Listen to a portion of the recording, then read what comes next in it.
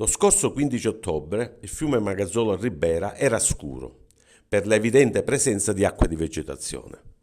A seguito della segnalazione ci siamo recati alla foce del fiume con il drone e dopo aver rilevato la grave situazione abbiamo avvisato le forze dell'ordine per effettuare gli accertamenti, senza però divulgare la notizia per permettere le indagini.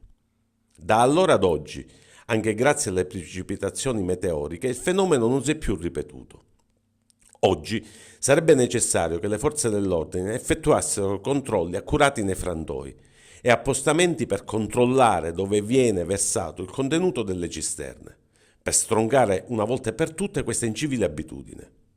Giova ricordare che l'acqua di vegetazione è 200 volte più inquinante delle fogne e quindi provoca nei fiumi e nel mare veri e propri disastri ambientali. Di questa vicenda nel tempo se ne erano occupati un po' tutti, ad iniziare dal programma Le Iene, l'Indignato Speciale ed anche Striscia la Notizia.